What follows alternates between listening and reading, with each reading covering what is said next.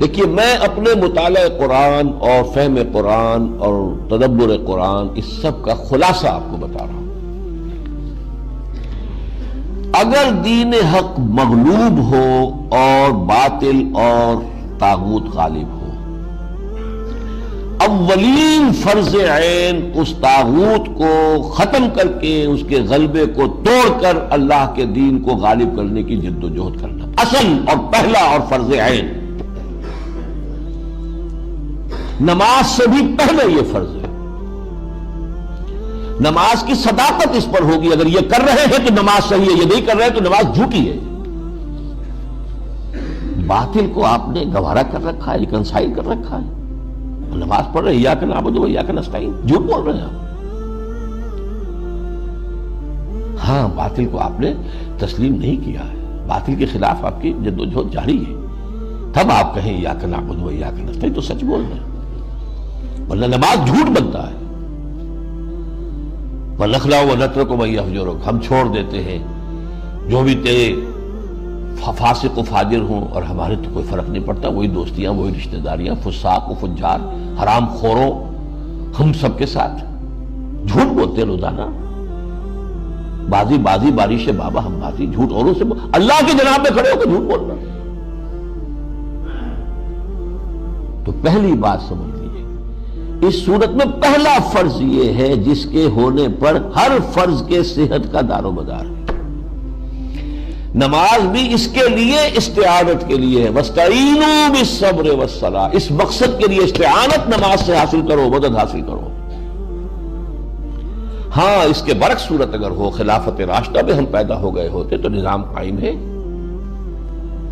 اور اس نظام کی مزید توسیع، اسے پورا یونیورسلائز کرنا یہ حکومت کی ذمہ داری ہے۔ ہم حکومت کے نظم کے پابند ہیں۔ اس صورت میں یہ فرض کفایہ ہے۔ حکومت کہتی ہے اتنے آدمی والنٹیئرز ہمیں چاہیے، اتنے آدمی نکل آئے، باقی سب آرام سے گھروں میں سوئے، ان کے اوپر کوئی ملامت نہیں ہے، یہ فرض عین نہیں ہے۔ ایسے جیسے نماز جنازہ فرض کفایہ ہے، کچھ لوگوں نے نماز پڑھ لی، باقی سب کی طرف سے بھی ادا ہو جائے گی، کسی نے نہیں پڑھی تو سب مجرم، سب گناہگار ہو جائیں گے۔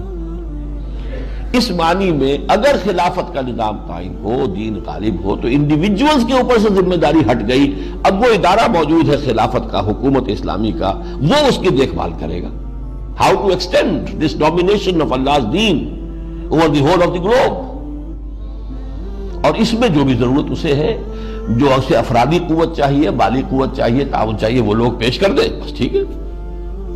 لیکن جب صورت یہ نہیں ہے، باطل کے غلبے میں آپ رہ رہے ہیں، تو اقامت دین کی جد و جہد اولین فرض عین ہے۔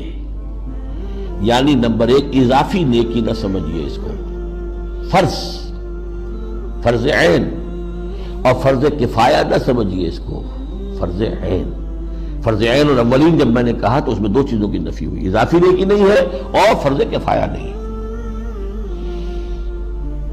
نمبر دو، اس فرض عین کی ادائیگی کے لیے شرط لازم ہے، شرط لازم، پری ریکویزٹ، التزام جماعت، کسی نہ کسی جماعت میں ہونا اس کے لیے لازم ہے۔ جیسے نماز فرض عین ہے، وضو کے بغیر نہیں پڑھی جا سکتی، تو وضو بھی فرض ہو گیا۔ اقامت دین کی جد و جہد وضو کے بغیر نہیں ہو سکتی، جماعت کے بغیر نہیں ہو سکتی، لہذا جماعت فرض ہے۔ دیکھیے جہاں تک پہلی بات ہے، اس کے لیے تو میں نے سارا آپ کو آج پھر دوبارہ گنوا دیا، سورہ بقرہ سے سورہ توبہ تک، اور پھر وہ سورہ شورى سے، یہ ساری چیزیں گنوا دی آپ کے سامنے۔ جہاں تک التزام جماعت کا تعلق ہے، اس پر میں قرآن مجید سے کوئی نص صریح پیش نہیں کر سکتا، I admit it۔ اشارات ہیں، اشارات کس شکل میں ہیں؟ حزب اللہ کا لفظ استعمال کیا گیا، پارٹی، کس لیے کیا گیا؟ رہنمائی کے لیے کیا گیا، قرآن کا ہر لفظ ایک رہنمائی لیے ہوئے۔ یا محمد رسول اللہ والذین معہ، ایک جماعتی زندگی کا نقشہ آ گیا۔ یا سورہ صف میں ہم نے آج ہی پڑھا، من انصاری اللہ، کون ہے میرا مددگار، مل کر ایک جماعتی شکل بن گئی۔ لیکن یہ اشارات ہیں، نص قطعی جس کو کہتے قرآن سے نہیں ہے میرے پاس، میں تسلیم کر رہا ہوں۔ البتہ احادیث میں نصوص قطعیہ ہے بہت سخت. علیکم بالجماعت، تم پر لازم ہے جماعت کی شکل میں ہونا. اور جو ایک اثر ہے حضرت عمر فاروق رضی اللہ تعالی عنہ کا، لا اسلام الا بالجماعہ، جماعت کے بغیر کوئی اسلام ہے ہی نہیں. اور اس کو نوٹ کر لیے، جماعت کی دو ہی شکلیں ہیں، یا ہمارا جماعتی نظام ایک ریاست کی شکل اختیار کر چکا ہے، تو جو امیر المومنین ہے وہی ہمارا امیر ہے، یہی ہماری جماعت ہے. نہیں ہے تو کوئی نہ کوئی جماعت ہوگی جو اس کو قائم کرنے کی جد و جہد کرے، اس کا امیر ہے اور اس کے ساتھی. اسلام کی کوئی تیسری شکل ہے ہی نہیں.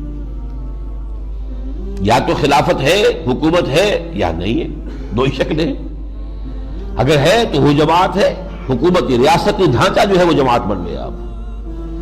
اور اگر وہ نہیں ہے تو اس کو قائم کرنے کی جد و جہد کے لیے جماعت اس کا نظام